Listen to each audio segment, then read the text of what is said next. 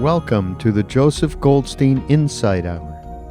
This podcast is an expression of our shared interest in self-discovery. Join Joseph as he shares his deep knowledge of the path of mindfulness. If you are interested in supporting this podcast, please go to BeHereNowNetwork.com/Joseph.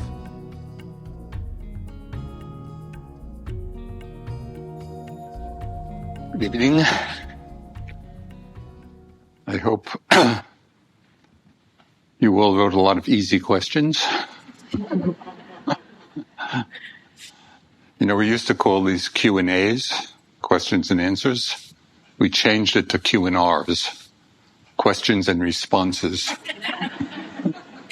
So we'll see whether it actually answers your questions or not. Thank you for being here.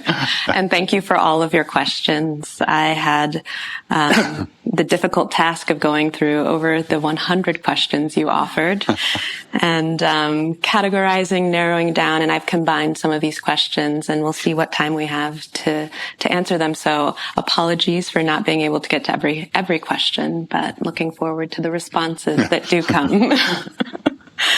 And so we'll start. So a little context is we've been doing the anicca chant each evening. And so impermanence has been on some minds. So I'll start with these two questions. The wisdom of impermanence has often seemed like a cold comfort. What is the path from accepting impermanence to happiness, as the anicca chant refers to? And then also, how can I work with my fear of impermanence?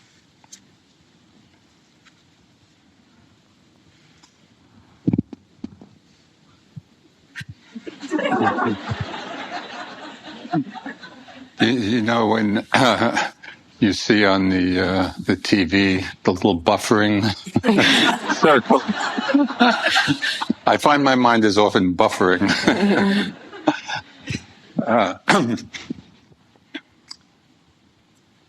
Impermanence, it's interesting that it's not uncommon, I think, for people, maybe when they hear that everything is changing, that it may feel cold or uninviting to really explore that or understand it or the implications of it. And what's a little odd about that is that it's exactly the opposite. Because when we look to see the basic cause of suffering in our lives, it's because we are, in one way or another, trying to hold on or to want or to crave that which in its very nature is impermanent. And I think I talked about that the other night.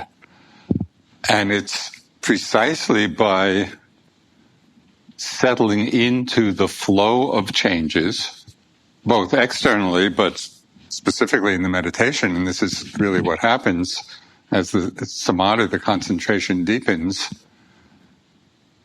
there's a certain momentum or flow that begins to happen, and we are just in the flow of changing phenomena. And when we're in that flow without trying to hold on, without trying to grasp, there's a tremendous sense of ease and openness. Somebody, a meditator once came in to an interview and they were describing their insight into impermanence. And they described it saying, trying to hold on to that which is changing is like rope burn. If you're holding on to a rope that's being pulled through your hand, the tighter you hold on, the more rope burn there's going to be. And what's interesting is just to really notice in our lives how often we do that. Because we can understand intellectually that makes sense, but our conditioning, our habit is we like what's pleasant, we don't like what's unpleasant, and it results in a lot of holding, of wanting, of craving, which is the cause of distress, of unease in our lives. So actually, opening to the truth of change, not only opening to it, but dropping into the flow of it, is really quite, at times it's joyful. It's always peaceful because we're not fighting against the way things are.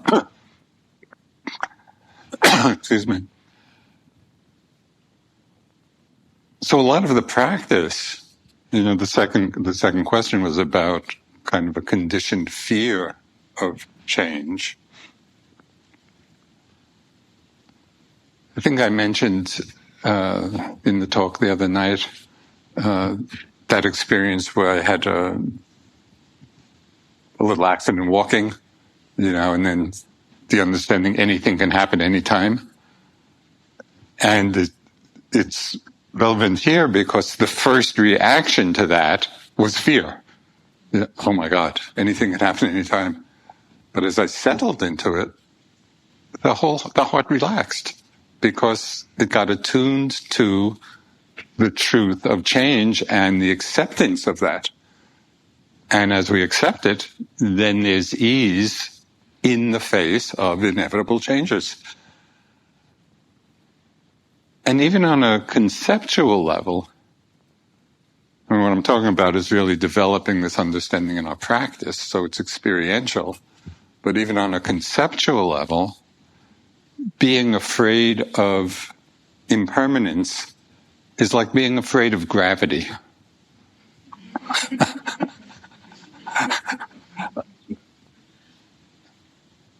It's the way things are.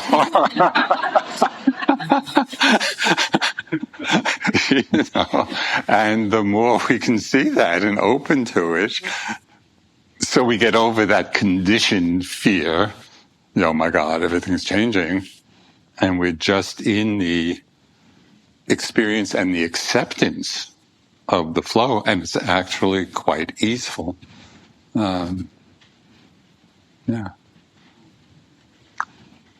Maybe one more. This is maybe tangentially related, of how we can have different perceptions. I'm not quite sure how it's related, but there was an example of a person's experience kind of jumping out of a plane, and the first hit was tremendous exhilaration of just an incredibly exciting experience. And then realizing they didn't have a parachute. So then there was tremendous fear. Oh my God. I jumped out and no parachute. So went through a whole stage of fear. And then they realized, in this particular story, there's no ground. And as soon as they realized there was no ground, the heart and mind just settled into the experience of the free flow of things.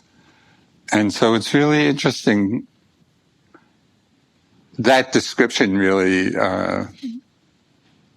is applicable to some of the stages that we go through in meditation in Vipassana practice. Because as the practice deepens, and as the concentration gets a little bit better, it doesn't have to be, a super amount, but enough so that the hindrances are not quite so activated. There's a stage of practice where we are experiencing the rapid rise and fall of phenomena, just on a momentary level, and it's very rapid, very quick. And at that stage, the mind is filled with light, and mind is like crystal clear, and it's extremely joyful. But that's just a stage in the unfolding practice. And keep on practicing, sitting and walking. And then it evolves into a stage where we are just seeing the dissolving side of the impermanence. Not so much things arising, but the continual disappearance of things. So the mind is attuned to that at that particular stage. So when we're in that stage, it's called rolling up the mat stage, because it's so disconcerting. There's no stability anyplace. We're just seeing things dissolving all the time. There's no place to take a stand. So there can be a lot of fear at that time, because this is not, we're looking at it from the outside, we're experiencing this whole mind-body process like that, dissolving. So there's a lot of fear, and that's what they call rolling up the mat. People, that's what they want to do, just want to roll up the mat and go home. But then we keep practicing, we go through that stage until it comes to a place of a profound equanimity, which is just a fantastically peaceful quality of mind, where the mind is not affected and not reactive to whether things are pleasant or unpleasant. It's just like vast space, and everything is just arising and passing, which is tremendously fulfilling and easeful. In that time, people can sit for hours at a time. The body is light. And it's out of that stage, that's like the ground out of which these moments of enlightenment can happen. So it's just to say that there's a progression. It's not just one kind of experience that unfolds in our practice. And sometimes it's joyful, and sometimes it's fearful, and sometimes it's equanimous. So it might be helpful just to have that in mind as you go through many different kinds of experience and practice. When it's difficult, it doesn't mean that it's bad meditation. It just means that's the phase we happen to be going through and seeing things in a particular way at that time. Yeah, thank you. And so it speaks directly to this question. Could you describe the relationship between selflessness and the rapid movement of attention? And the rapid movement of attention, which I think they might have meant, Yeah, so the insight into impermanence, I'll back up.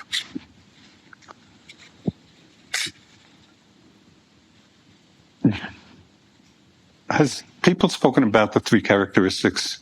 Yeah. So, the three general characteristics of experience are impermanence, dukkha, the unsatisfying nature, and selflessness. So impermanence and dukkha, they're easy to understand. Selflessness is not that easy to understand. But one doorway into getting glimpses of what the Buddha was referring to and how we can experience it is through the doorway of impermanence. And there are other ways of experiencing it as well, but that's a rather accessible one because impermanence is very clear. It's not some esoteric truth. Especially as the mind becomes, or qualities of mindfulness and concentration get strengthened, which is really what you're doing here in the practice. You're strengthening those qualities.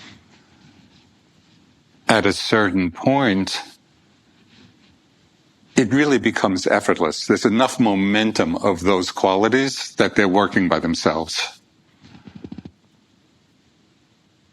So just one image, which kind of describes this point of shift in our practice. So in the beginning, if you think of an arch, and you're kind of balancing on the top of the arch, and the mind falls off, you fall off on one side and you have to struggle to get back, fall off on the other side. So it's very effortful, and we do that a lot in the beginning of our meditation journey. At a certain point, the arch becomes a trough, and we're just balanced at the bottom of the trough, and the mind still will get pulled out from that place of center, but falls back naturally, to that place of balance. So that's a development in the practice, as we strengthen these qualities of mindfulness and concentration. It really becomes quite easeful, even when there are difficult things happening. So it doesn't mean that in that place of ease, it's all blissful. There can be challenging things come up, but we've established ourselves in the flow that's just carrying us along without, it really doesn't take much effort at that point, except that resolve to stay with it. When we're in that flow and we continue the practice, our perception of change gets really refined, and we can just see something I call NPMs. NPMs are noticings per minute. And in the beginning, the NPMs are pretty low. Maybe 5 NPMs or 10. But at a certain point, and you can see this even with something as simple as being with the breath or being with the step.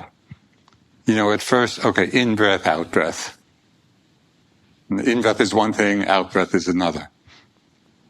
But as the meditation we get more centered and connected, the in breath is made up of so many different, more microscopic sensations. The breath is not one thing. It's like that. And we can feel and experience, the rapidity and the microscopic nature of what's going on. Another example, what do you hear? The sound of a bell. But if we're really listening, it's not one thing. There's so much going on in that short interval. So as our practice deepens in this way, and we're feeling the whole mind-body process, with these high NPMs, nothing lasts long enough to consider it as self. Because the notion of self, the very concept of it, implies something stable. Everything is happening to a me, and the me is just there throughout one's whole life. But when we are really paying attention to the truth of our experience, it's not like that. It's just this rapidity of changing mental, physical phenomena arising and passing very quickly. So another image which I've just been playing with lately, it actually just came up on my list, self-retreat. So I was walking, and I hope you guys are doing the walking. Because sometimes people have the idea that the sitting is the real thing, and the walking is kind of an interlude between the sittings. And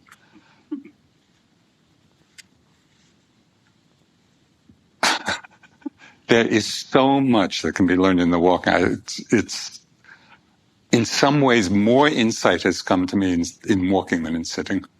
So that's just a plug for you not to overlook it. So I was doing walking meditation.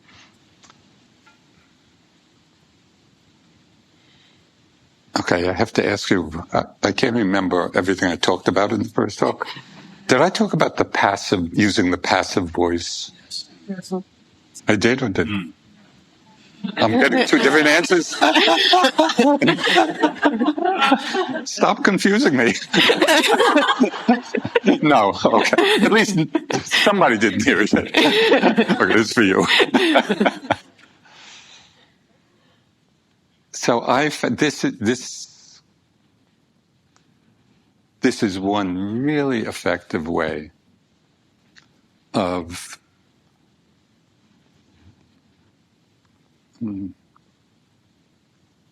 having an immediate experience or taste or glimpse of selflessness. A lot of how we experience ourselves and the world and life, a lot of it is conditioned by language. The language we use conditions how we see things and how we understand things. So in English, and in many languages, I think, but certainly in English, the usual way we construct sentences is subject, verb, objects. I'm going here, I'm going there. I feel happy, I feel sad. So the passive voice, that's called the active voice. The passive voice, an example would be a sound being known or a sound being heard rather than I'm hearing a sound. So at one point in my practice, and I don't even know how it arose, but just somehow it came, and it was in walking meditation, I suddenly started framing the experience in the passive voice. Sensations being known. Just as a little exercise, if you move your arm, and just see if you can frame it in the movement being known. And you can move it quickly, slowly, but it's being known rather than framing it, I'm knowing the movement. The power of this is that in the passive voice, there's no I. Just through a change of language, we've taken the self out of it. And so we're describing the experience to ourselves in a selfless way. It's just things being known. Sound being known, a thought being known, a sensation being known. And what's so powerful about this is that it's being known effortlessly. You don't have to do anything. It's happening all by things. The movement is being known. It's being known effortlessly and perfectly, and not a moment before, not a moment after. It's exactly in each moment of something being known, without any reference to a self, to an I.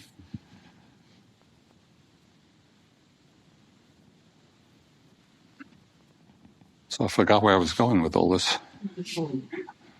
But this is a good place to end anyway.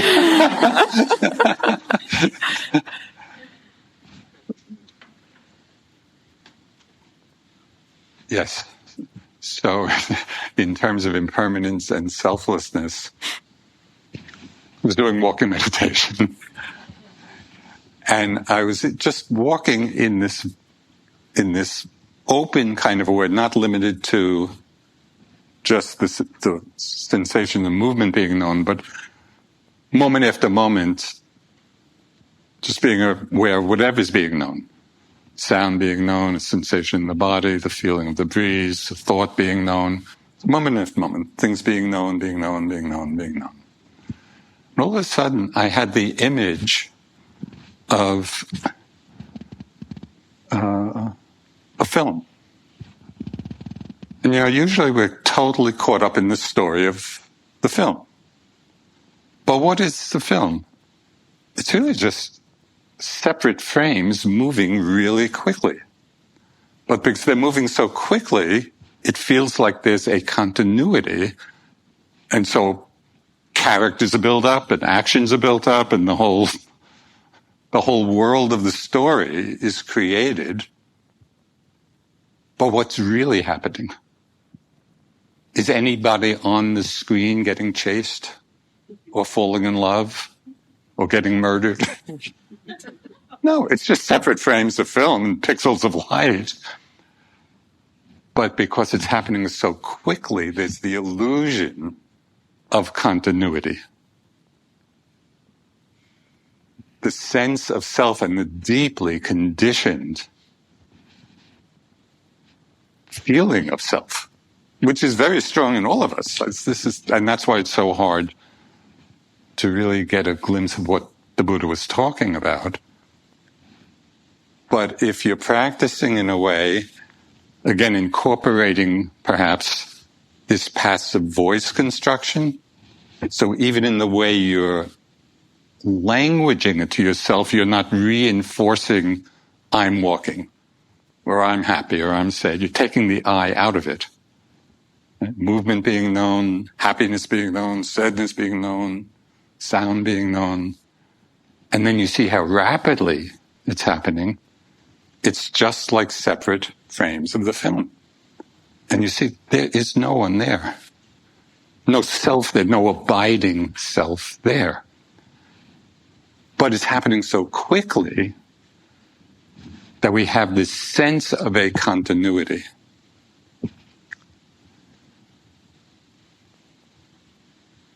So I'm just playing with this. I'm doing the walking meditation, thinking of, my whole experience is just like frames of a film. And then it was just playing with the idea of, okay, but being a character in the film, and we all are, we're all kind of the stars of our own movies. So it would be like character of the film all of a sudden realizing that in any moment it's just a film frame. And it's almost like the character steps out of the film and understands what's really going on. And then steps back into the film and continues with the story. Kind of that's what we're doing. And one of the through lines of what pulls us back or what sustains the illusion of the whole story, the illusion of self, is the force of craving, of wanting. That's the mental energy that keeps us in the film. Now, the challenge for us, we're all lay people in the world. We're not monastics who are devoting their whole lives to having stepped out of the film. Not that they will do, but that's the idea of living that life. But we're engaged in the world. We're engaged with other people and relationships. So for myself, I just find it extremely interesting to learn how to play with being in the film and stepping out of it. Being in the film and stepping out of it. At different times, because it's a way of finding or connecting with some sense of greater peace. We're so caught up in the turmoil of our lives and the turmoil of the world, especially these days, but really always. So where's the rest in all that? Where is the peace if we're continually in this film of our lives or the world? But when we have the ability to, I don't know, back when I was a kid, there was a show on Broadway called Stop the World, I Want to Get Off. Well, this is kind of like that. It's moments of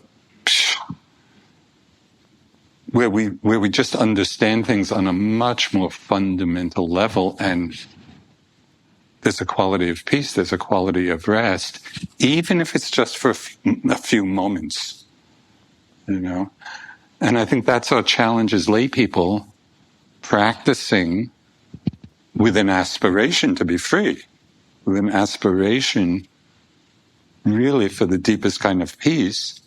How do we do it in the midst of our busy lives? And so this is one way. So I hope this made sense. For me, it was just a very clear and engaging understanding, and so I just started playing with it, as you can. Thank you. So this question says, I understand the truth that for all of us, this is inevitably, everything ends in separation. So while I understand this truth, how does one cultivate love for someone free of attachment?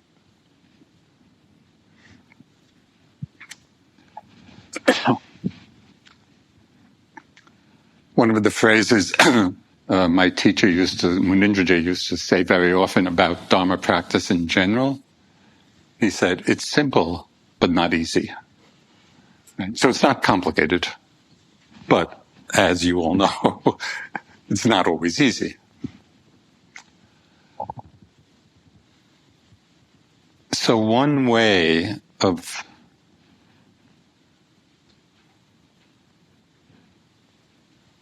really seeing clearly the possibility of love without attachment is first to really get very clear in your own experience of when each of those qualities in the mind, in the heart, are operative. So, for example, at any time when you feel particularly loving, whether it's with spouse or partner or kids or friends or in any situation where you recognize that feeling of loving, that feeling of that quality of the heart, if you can remember, just pay attention in those moments to really see and feel, what does this feel like? So you learn to recognize very clearly, love feels like this. Because usually we have these emotions, and we go through them and we either like them or don't like them, but it's not that often that we remember to actually investigate a little bit. What is the actual quality of this emotion? And because we're having it at that moment, it's right there for us to see. We don't have to be looking for it or waiting for it. It's already here. Oh, love feels like this. We spend some time exploring that feeling. Then pay attention in your experience to when you feel most attached. When for whatever reason, that feeling of attachment or clinging to the other person, or could even say wanting in some way, right, is there. And then, without judgment, just pay attention to what that feels like. In my experience, they are two completely opposite feelings. Love, when I feel most loving, it's the energy of generosity. It's like a generosity of the heart. It's just wanting the other person to be well, to be happy, so it's that giving. When I've experienced the most attachment, it's exactly the opposite. It's the energy of holding on.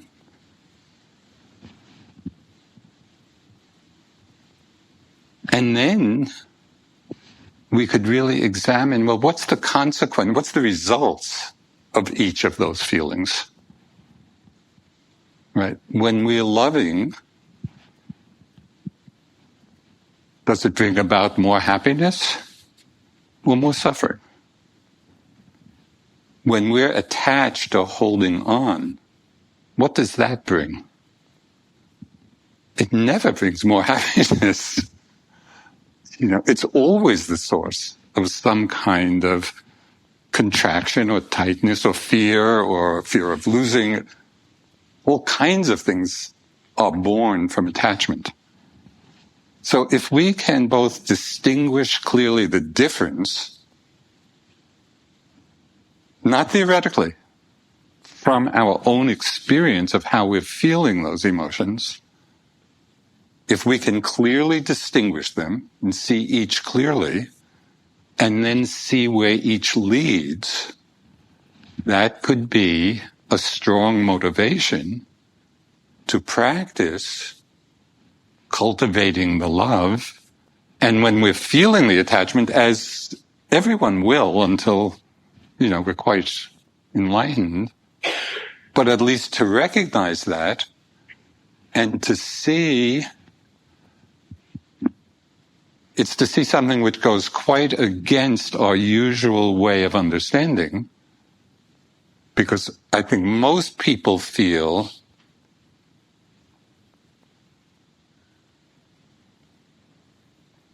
that attachment is an inextricable part of loving. Of course I'll be attached to the person I love. That's our usual understanding of it. But it's because people have not really investigated that they're two really different things, and in a way opposite things. So it is possible, but this is a lifelong practice because the attachment we have to the people we love is very strongly conditioned. So it's not that it's going to go away magically, but we don't have to simply be living out this habitual pattern of conditioning if we understand the right way to investigate it and to see through it. And that's why, when you meet people who have just cultivated this to a very great extent, they're extraordinary beings. And some of our teachers, or think of the Dalai Lama, he had one line, something like, I try to be with everyone I meet as an old friend. That's how he goes through the world, And you never get the feeling that he's attached to the person. He's just loving them, And many great beings, manifest that quality. So for me, it's an inspiration that it's possible. But I think it takes that kind of investigation and clear seeing. Again, not theoretically, in our actual experience.